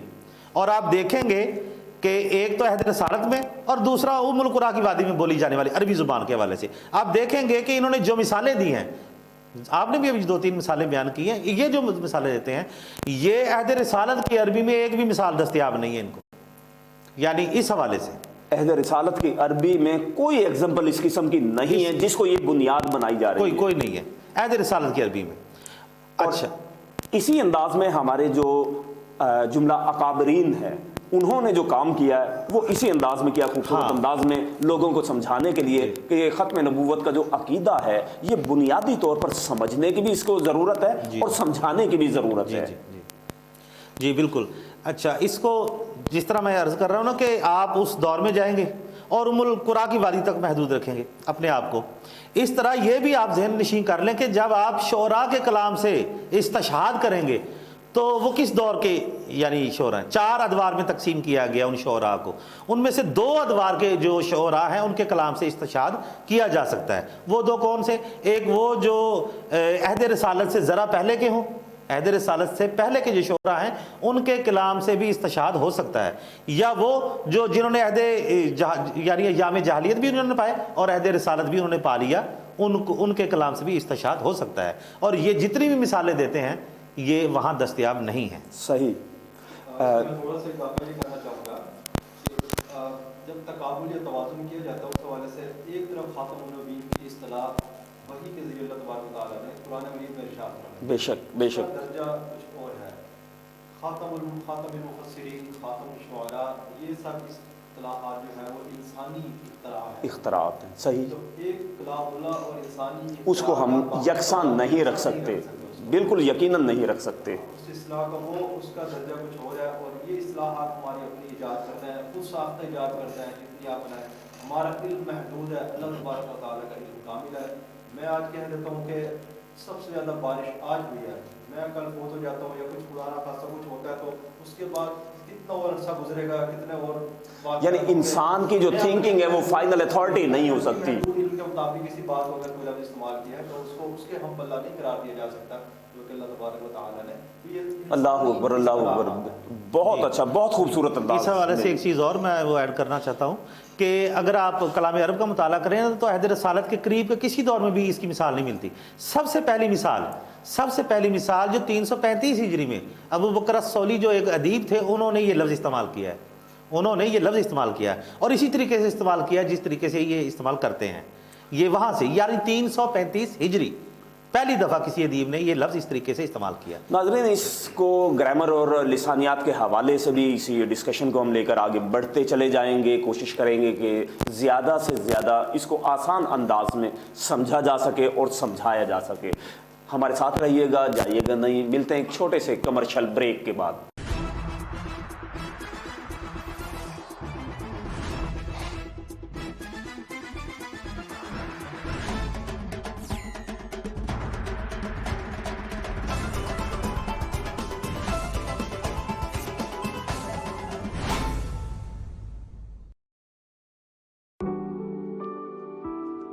ये हैं तैमूर, जो अपने दोस्त से गाड़ी मांग कर लाए हैं और अपनी बीवी को रोड ट्रिप पे ले जा रहे हैं। लेकिन इन्हें क्या मालूम कि मुसीबत हाईवे पर इनका इंतजार कर रही है। लो जी, जिंदगी में 2 और मसले खड़े हो गए, एक गाड़ी खराब होने का और दूसरा बीवी को मनाने का। कैब चाहिए तो टेंशन क्यों लेते हो? ये लो, बुक योर ओइला स्मार्ट कैब। जब ओइला हो साथ तो टेंशन की ना रहे कोई बात। अब चाहे इंटरसिटी जाना हो या इंट्रासिटी, ओइला बजट में है। ओइला स्मार्ट कैब, डाउनलोड नाउ। ओइला अब हर जगह। अब आपकी किस्मत का पहिया भी तेजी से घूमेगा और आप घूम सकेंगे अपनी मनपसंद गाड़ियों में। Nematullah and Amjad Javed company registered आपके लिए अपनी मनपसंद गाड़ी हासिल करने का शानदार प्लान। मैसी 240 फियाट 480 सिर्फ 15,500 रुपए माहाना किस्त में, सुजुकी रावी माहाना किस्त सिर्फ 16,700 रुपए, सुजुकी बोलान माहाना किस्त सिर्फ 19,000, ऑल्टो VX माहाना किस्त सिर्फ 20,500, ऑल्टो VXR माहाना किस्त सिर्फ 23,500, ऑल्टो VXL माहाना किस्त सिर्फ 27,000, यूनाइटेड ब्रावो माहाना किस्त सिर्फ 16,900, कल्टस VXR माहाना किस्त सिर्फ 31,000, कल्टस VXL माहाना किस्त सिर्फ 33,000, कल्टस AGS 80 माहाना किस्त सिर्फ 35,000, वैगनार VXR माहाना किस्त सिर्फ 27,500, वैगनार VXL माहाना किस्त सिर्फ 29,000, होंडा सिटी 1300 सीसी माहाना किस्त सिर्फ 41,300, होंडा सिटी 1500 सीसी माहाना किस्त सिर्फ 42,500, XLI माहाना किस्त सिर्फ 46,500, GLI माहाना किस्त सिर्फ 48,900, होंडा BRV माहाना किस्त सिर्फ 51,500। तमाम गाड़ियों की कुल एक साथ 60 अदद कुर्रानंदाजी हर महीने हुआ करेगी, तो फिर इंतजार किस बात का। Nematullah and Amjad Javed company registered, Sahiwal office, Tufail शहीद road, Medina auto market, Sahiwal. मजीद मालूमात के लिए चौधरी नेमतुल्ला, फोन 0300 7722 876, चौधरी अमजद जावेद 0301 793 6017। नोर प्लस ब्यूटी क्रीम जो आपकी जेल को दे सिर्फ 5 दिनों में स्पॉटलेस ब्यूटी के साथ साथ ग्लोइंग और खूबसूरत स्किन। इसमें शामिल कुदरती अज्जा के अलावा व्हाइट वीटा कॉम्प्लेक्स जो आपके चेहरे को दे एक नई चमक। कील मुहासों से पाक, निखरा, बेदाग और शफाफ चेहरा। नोर प्लस ब्यूटी क्रीम से आपकी नई स्किन एक्सपर्ट अब आपकी पहुंच में।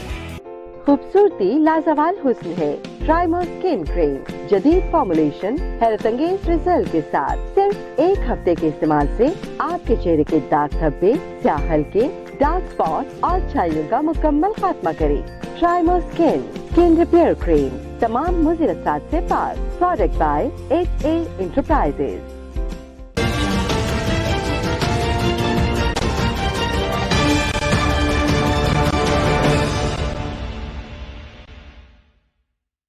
अस्सलाम वालेकुम नाजरीन, आप देख रहे हैं प्रोग्राम तहकीक और मैं हूं आपका होस्ट जीशान गिलानी। बात होगी आपके मसाइल, बात होगी बढ़ती हुई महंगाई, जवाब देंगे इसका अरबाब इख्तियार। उनसे पूछे जाएंगे आपके दिए हुए सवालात और वो देंगे उनके जवाबात। उनसे पूछे जाएंगे बढ़ती हुई महंगाई के ऊपर क्या हुकूमत ऐसे इकदाम कर रही है जिनसे गरीब आवाम को रिलीफ मिलेगा। पेट्रोल आए दिन महंगा होता जा रहा है, LPG आए दिन महंगी होती जा रही है।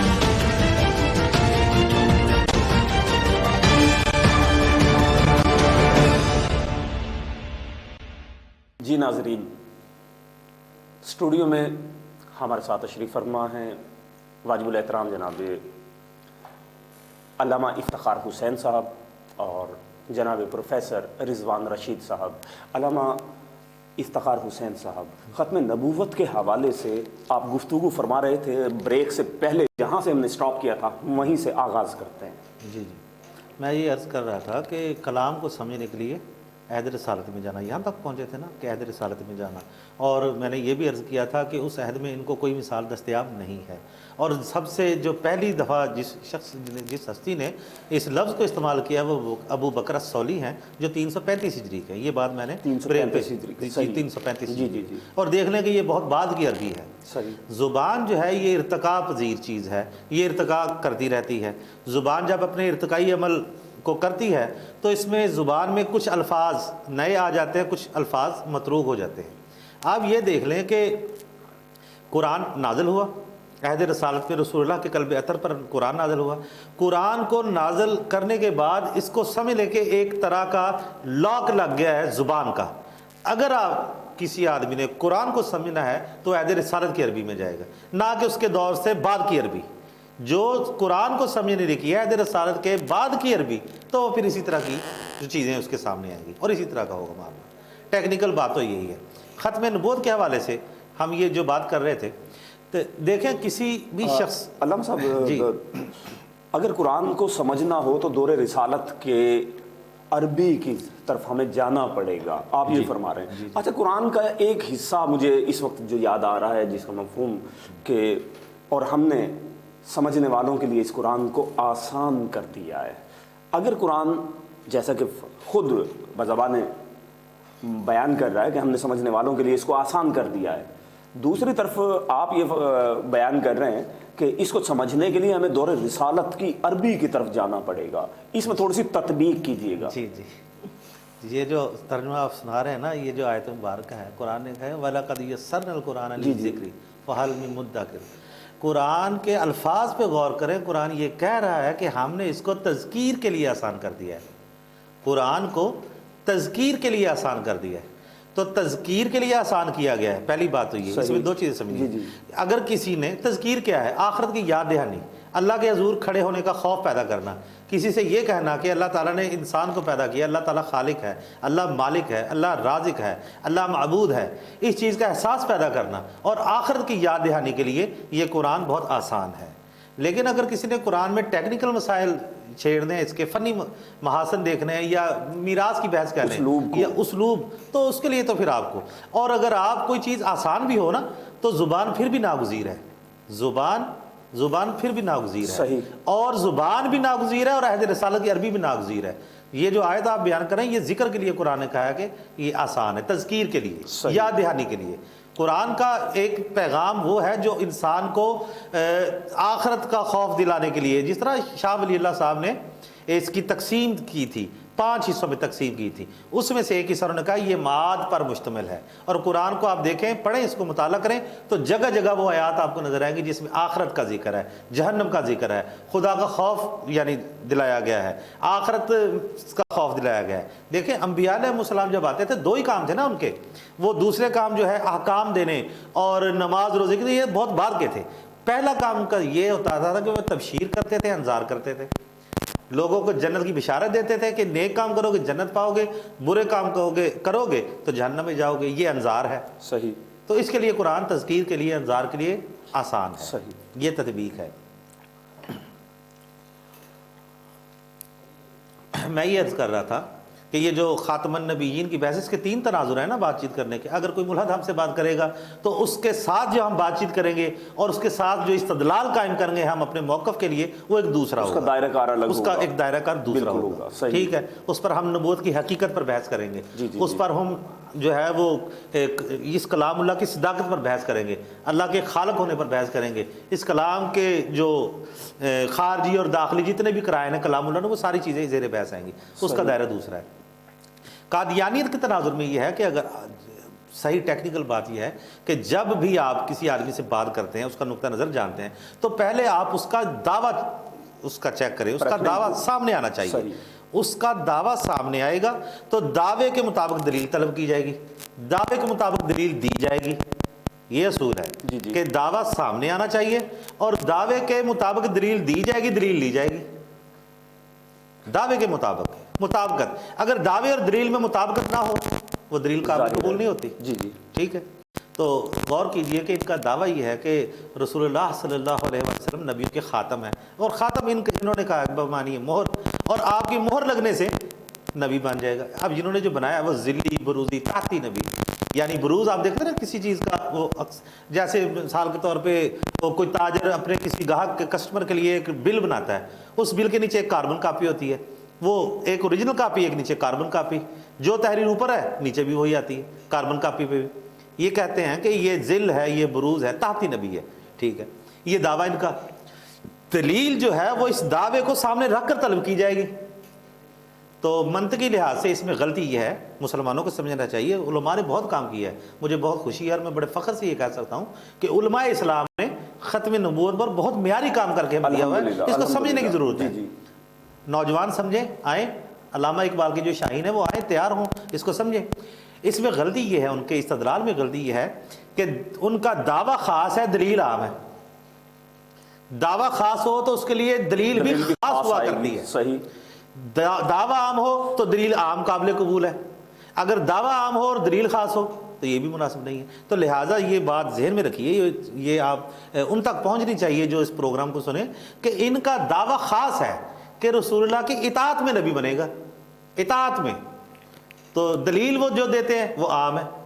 यानी जो भी कुरान में हबूत आदम के वक्त अल्लाह ताला ने कहा था ना, या बनी आदम इम्मा यातियन्नकुम रुसुलुन, वो जो अंबिया अलैहिस्सलाम का सिलसिला शुरू करने का दावा इनका खास ये है कि ये ज़िल्ली नबी जो ये कसबी है, ये कसबी है। और ये भी एक देखे ना, अब आपने एक लफ्ज़ इस्तेमाल किया और एक बहुत अच्छा पॉइंट हमारे जहन में है कि ये बात यहाँ भी इन्होंने गलती की है कि नबूवत जो है ये कसबी नहीं है, हो ही नहीं सकती, है ही नहीं। अल्लाह ताला ने कसबी बनाई नहीं। जी जी, देखे ना सूरह अल हदीद में अल्लाह ताला ने कहा अल्लाहु आलमु हैसो यजल रिसालतो, अल्लाह ताला ये जानता है, आलम इसमें तफसील का सीखा ज़्यादा बेहतर जानता है। यहूद और नसारा के तनाजुर में ये आयत आ रही है कि अल्लाह ताला ज़्यादा बेहतर जानता है कि अल्लाह ताला किससे अपने रिसालत का काम लेगा। ये अल्लाह ताला का फैसला है, अल्लाह ताला जिसको चाहता है नबी बना देता है, ये अल्लाह ताला का फैसला है। नबूवत के बारे में कुरान का फैसला है कि ये वहबी है, कसबी नहीं है। लेकिन इन्होंने क्या किया, इन्होंने नबूवत को कसबी बना दिया, जिस तरह आपने वो बताया। तो ये चीज़ भी इनकी गलती है और ये भी यानी कि इनका दावा ख़ास है, दलील इनकी आम हुआ करती है। बहुत खूबसूरत अंदाज में ख़त्म नबूवत के हवाले से ख़ातमुन नबिय्यीन के टॉपिक को एक्सप्लेन कर रहे थे वाजिबुल एहतराम जनाब अल्लामा इफ्तिखार हुसैन साहब। ख़त्म नबूवत के हवाले से मैं मुल्तमिस हूँ वाजिबुल एहतराम जनाब प्रोफेसर रिजवान रशीद साहब से कि अहादीस मुबारका सल्लल्लाहु अलैहि वसल्लम की रोशनी में थोड़ी सी रहनुमाई फरमाएँ। हज़रत मोहम्मद सल्लल्लाहु अलैहि वसल्लम ने जहाँ किसी भी इंसानी हिदायत के मुतालिक मौजू को नहीं छोड़ा, उन्होंने हर ऐसी जो भी इंसान के लिए ज़रूरी हिदायत की बातें थी उस मौजू पर उन्होंने सेर हासिल गुफ्तगू की, और वो गुफ्तगू हमारे पास हदीस मुबारका की सूरत में मौजूद है। तो लिहाजा ये कैसे हो सकता है हुज़ूर पाक सल्लल्लाहु अलैहि वसल्लम एक इंतहाई अहम मौजू नबूवत के इख्तिताम के हवाले से कोई ऐसी हिदायत ना देकर जाते। तो इस हवाले से हमें इंतहाई मुस्तनद हदीस में हुज़ूर पाक सल्लल्लाहु अलैहि वसल्लम की अक़वाल और तालीमात मिलती हैं कि आया कि कोई उसके बाद नबी आएगा कि नहीं। उस हवाले से मैं दो अहादीस का यहाँ पे जिक्र करना चाहूँगा आपके सामने। हुज़ूर पाक सल्लल्लाहु अलैहि वसल्लम ने फरमाया, ये बुखारी की किताब मनाक़िब में हदीस आई है, हुज़ूर पाक ने फरमाया कि बनी इसराइल में अम्बिया एक कसीर तादाद में आते थे। एक नबी जब फौत हो जाता था तो उसके बाद दूसरा नबी उसकी जगह लेता था। और ये हम भी देखते हैं, बाइबल में भी आप देखते हैं कि ये के बाद दीगरे नबी आए, के बाद दीगरे नबी आए। जबकि हुज़ूर पाक ने फरमाया कि मेरे बाद कोई नबी ही नहीं आएगा, अलबत्ता खुलफा होंगे, अन्नहु ला नबी बादी वसयकुनुल खुलफा, कि मेरे बाद कोई नबी नहीं होगा, खुलफा होंगे। दूसरी एक हदीस का मैं यहाँ पर जिक्र करना चाहूँगा। रसूलुल्लाह सल्लल्लाहु अलैहि वसल्लम ने फरमाया कि मुझे अम्बिया पर 6 बातों में फजीलत दी गई।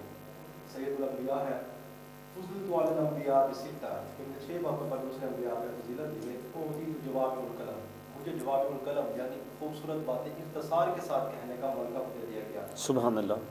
मुनसिरतु बिर्रौब, मुझे हैबत और रौब दिया गया। हुज़ूर पाक सल्लल्लाहु अलैहि वसल्लम की पूरी ज़िंदगी का मुताला करें तो बड़े बड़े दुश्मनान जो इंतहाई ताकतवर थे, लेकिन हम देखते हैं कि एक ऐसी नुसरत गायबी हुज़ूर पाक सल्लल्लाहु अलैहि वसल्लम के साथ थी कि चाहते हुए भी वो हुज़ूर पाक सल्लल्लाहु अलैहि वसल्लम का बाल झुका नहीं कर सकती।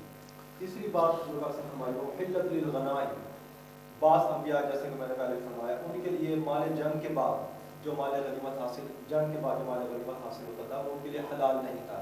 हुज़ूर पाक सल्लल्लाहु अलैहि वसल्लम के लिए अल्लाह ताला का एक तोहफा था, मुसलमानों के लिए एक तोहफा था कि जब वो जंग करते थे उसके बाद जो उसके गनाइम आते थे उसके बाद मैं आखिर में जाऊँगा जब उन्होंने बताया जी कि इलल खल्क़ि काफ़ा व खुतिम बि नबिय्यून, और मैं तमाम इंसानियत के लिए भेजा गया और मेरे पर नबूवत ख़त्म हो गई। ये एक वाज़ेह पैगाम है। इसके बाद किसी ऐसे पैगाम की गुंजाइश नहीं रहती कि हम किसी भी सूरत में किसी भी इस्तिलाह के साथ किसी पैगंबर का या नबी का जिक्र करें।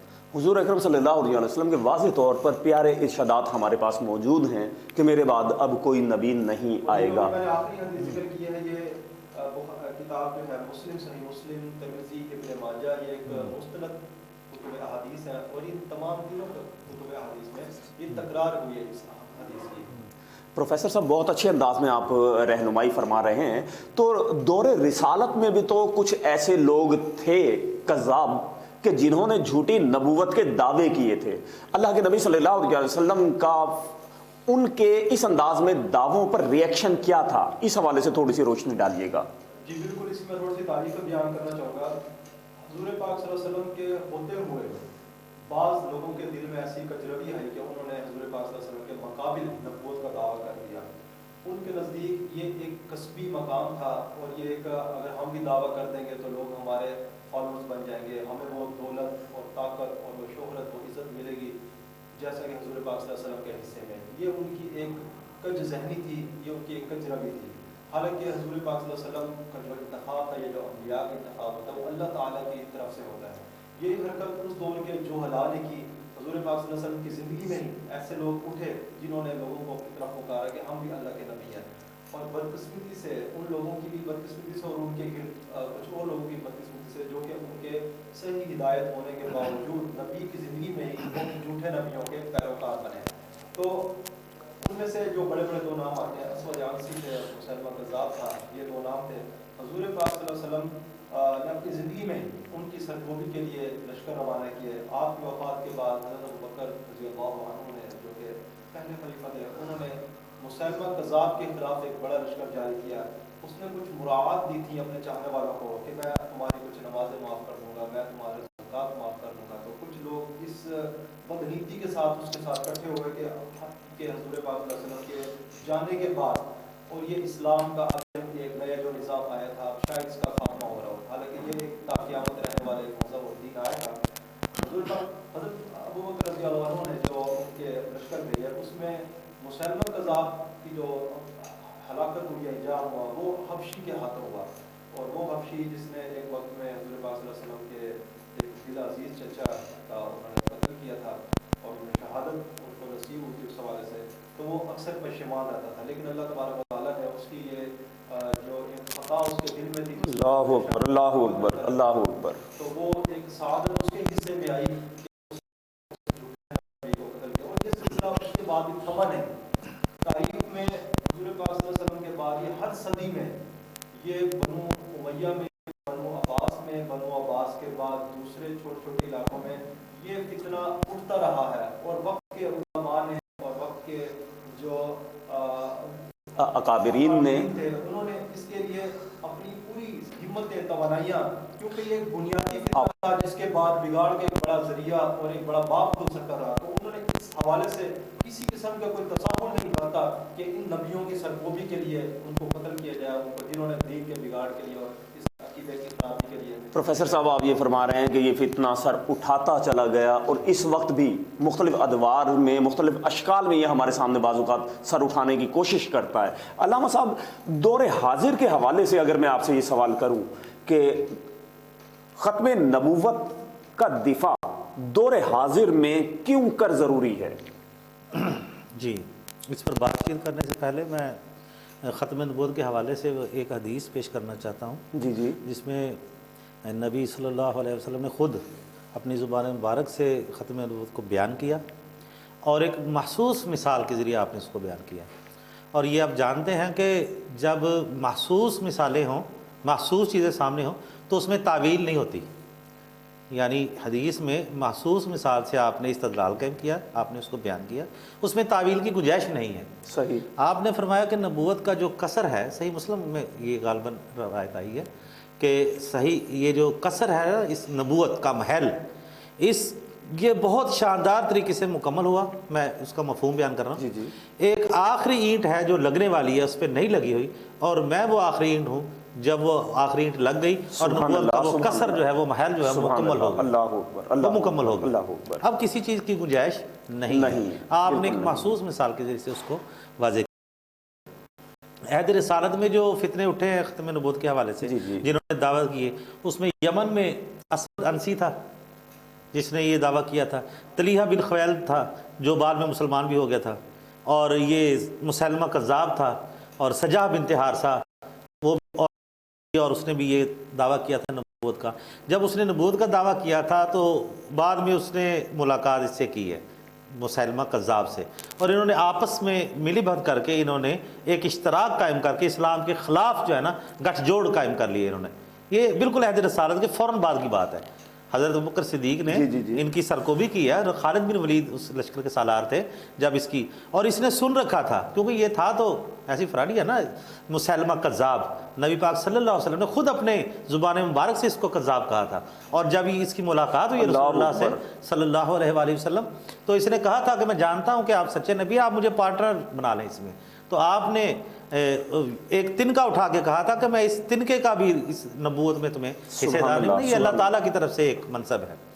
تو اس مسیلمہ کذاب نے سن رکھا تھا کہ انبیاء علیہ السلام پر جب وحی آتی ہے تو ان کا جسم مبارک جو ہے وہ پسینے سے تر ہو جاتا ہے، اور نبی پاک صلی اللہ علیہ وسلم تو چادر اوڑھ لیا کرتے تھے۔ تو اس نے بھی جب جنگ لگی ہوئی تھی مسلمانوں سے، اور 90,000 کا لشکر جو لے کر یہ مسلمانوں کے خلاف آ گیا تھا، 90,000 کا، سجاب بنت حارثہ نے بھی اپنے پیروکار اس میں ضم کر دیے تھے، اور پوری قوت سے یہ مسلمانوں کے خلاف اس وقت جمع ہو گئے تھے۔ تو 90,000 کے لشکر کوئی سرکوبی کے لیے خالد بن ولید گئے، تو یہ ایک اونٹ پر بیٹھا تھا اور اپنے ماننے والوں کو یہ بتا رہا تھا کہ میرے اوپر اللہ تعالیٰ نے وحی کی ہے کہ فتح ہماری ہوگی۔ صحیح، ہر محاذ پر انہیں شکست ہوتی تھی، ہر جگہ پہ شکست ہوتی تھی، یہ کہتا تھا فتح ہماری ہوگی۔ جب مسلمانوں نے ان کے ہراول دستے کو ہرا کے قلب تک یہ پہنچے نا مسلمان، تو اس وقت یہ بھاگ کھڑا ہوا، اپنے ساتھی سے کہا کہ بھاگو۔ اچھا، چونکہ ہمارے پاس پروگرام کا وقت انتہائی قلیل ہے، اس لیے صرف ایک جملے میں اگر آپ یہ بیان کرنا چاہیں کہ ختم نبوت کا دفاع دور حاضر میں کیوں کر ضروری ہے؟ دیکھیں، اللہ تعالیٰ نے کہا نا کہ نبی صلی اللہ علیہ وآلہ وسلم خاتم النبیین ہیں، اس وجہ سے تو یہ ضروری ہے کہ ہر دور میں اس بات کو اجاگر کیا جائے، اس کے فہم کو مزید مدلل کیا جائے کہ آپ آخری نبی ہیں۔ لیکن اگر آپ عصری تقاضوں کی بات کریں تو وہ تو کافی ہیں کہ مسلمانوں کو ضرورت رہتی ہے کہ دائرہ اسلام میں وہ مضبوطی سے کاربن ہو، اور رسول اللہ کی نسبت سے ان کے دلوں میں جو محبت ہے اس کے ساتھ وہ جڑ جائیں، اور دوسرے فتنوں سے وہ بچے رہیں گے۔ میں بہت بہت شکریہ ادا کرتا ہوں علامہ افتخار حسین صاحب کا، جناب پروفیسر رضوان رشید صاحب کا، انہی الفاظ کے ساتھ کہ مزمل و یاسین ہیں القاب تیرے، رحمت کے کھلے رہتے ہیں ابواب تیرے، آواز رکھو پست حضور رحمت، قرآن سکھائے ہمیں آداب تیرے، اور تحریر میں جب وصف تیرے لاتا ہوں تو افکار میں تیری ہی ضیا پاتا ہوں، تو سیرت و کردار میں ہے لاسانی، میں رب دو عالم کی قسم کھاتا ہوں، اور ہر ایک لب پر ہے ترانے تیرے، تابندہ ہیں سب نقش پرانے تیرے، اعزاز ملا ختم الرسل کا تجھ کو، اب سارے زمانے ہیں زمانے تیرے، اب سارے زمانے ہیں زمانے تیرے۔ میرے پیارے آقا صلی اللہ علیہ وسلم کے بعد قیامت تک اب کوئی نبی کوئی رسول نہیں آ سکتا۔ اپنے میزبان عابد سحر کو اجازت دیجیے، اللہ نگہبان۔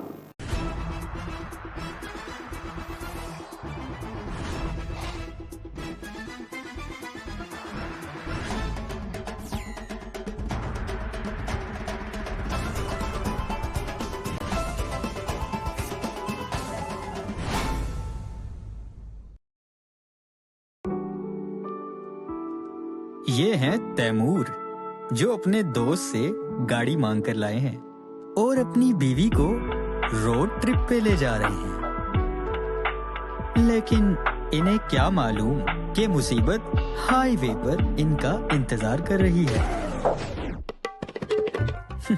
لو جی، زندگی میں دو اور مسئلے کھڑے ہو گئے، ایک گاڑی خراب ہونے کا اور دوسرا بیوی کو منانے کا۔ کیب چاہیے تو ٹینشن کیوں لیتے ہو؟ یہ لو، بک یور اولا اسمارٹ کیب، جب اولا ہو ساتھ تو ٹینشن کی نہ رہے کوئی بات، اب چاہے انٹر سٹی جانا ہو یا انٹرا سٹی، اولا بجٹ میں ہے۔ Ola smart cab download now. Ola اب ہر جگہ۔ اب آپ کی قسمت کا پہیہ بھی تیزی سے گھومے گا اور آپ گھوم سکیں گے اپنی من پسند گاڑیوں میں۔ Nemat Ullah and Amjad Javed company registered آپ کے لیے اپنی من پسند گاڑی حاصل کرنے کا شاندار پلان۔ میسی 240 فیاٹ 480 صرف 15,500 روپے ماہانہ قسط میں، سوزوکی راوی ماہانہ قسط صرف 16,700 روپے، سوزوکی بولان ماہانہ قسط صرف 19,000، آلٹو وی ایکس ماہانہ قسط صرف 20,500، آلٹو وی ایکس آر ماہانہ قسط صرف 23,500، آلٹو وی ایکس ایل ماہانہ قسط صرف 27,000، یونائٹڈ براوو ماہانہ قسط صرف 16,900، کلٹس وی ایکس آر ماہانہ قسط صرف 31,000। कल्टस VXL माहाना किस्त सिर्फ 33,000। कल्टस AGS 80 माहाना किस्त सिर्फ 35,000। वैगनार VXR माहाना किस्त सिर्फ 27,500। वैगनार VXL माहाना किस्त सिर्फ 29,000। होंडा CD 1300 सीसी माहाना किस्त सिर्फ 41,300। होंडा सिटी 1500 सीसी माहाना किस्त सिर्फ 42,500। XLI माहाना किस्त सिर्फ 46,500। GLI माहाना किस्त सिर्फ 48,900। होंडा BRV माहाना किस्त सिर्फ 51,500। तमाम गाड़ियों की कुल एक साथ 60 अदद कुर्रा अंदाजी हर महीने हुआ करेगी, तो फिर इंतजार किस बात का। Nematullah and Amjad Javed company registered, Sahiwal office, Tufail शहीद road, Medina auto market, Sahiwal. मजीद मालूमात के लिए चौधरी नेमतुल्ला, फोन 0300 7722 876। चौधरी अमजद जावेद 0301 793 6017। नोर प्लस ब्यूटी क्रीम जो आपकी जेल को दे सिर्फ 5 दिनों में स्पॉटलेस ब्यूटी के साथ साथ ग्लोइंग और खूबसूरत स्किन। इसमें शामिल कुदरती अज्जा के अलावा वाइट वीटा कॉम्प्लेक्स जो आपके चेहरे को दे एक नई चमक। कील मुहासों से पाक, निखरा, बेदाग और शफाफ चेहरा। नोर प्लस ब्यूटी क्रीम से आपकी नई स्किन एक्सपर्ट अब आपकी पहुंच में। खूबसूरती लाजवाल हुस्न है। ट्राइमो स्किन क्रीम जदीद फॉर्मुलेशन, हैरत अंगेज रिजल्ट के साथ सिर्फ 1 हफ्ते के इस्तेमाल से आपके चेहरे के दाग धब्बे, स्याह हल्के, डार्क स्पॉट और छाइयों का मुकम्मल खात्मा करे। ट्राइमो स्किन रिपेयर क्रीम तमाम मुज़िर असरात से पाक। Product bye XA enterprises.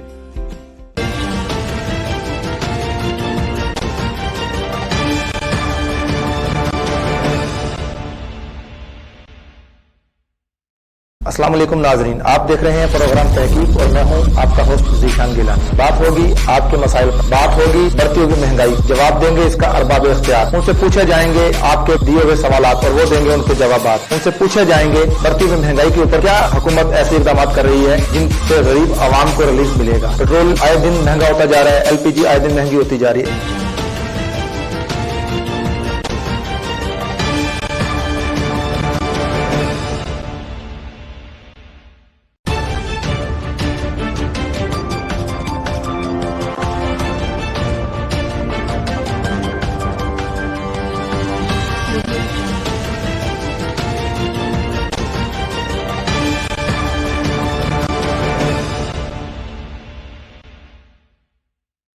बिस्मिल्लाहिर्रहमानिर्रहीम। आप देख रहे हैं कड़वा सच और इस वक्त मेरे साथ मौजूद है इशफाक अहमद।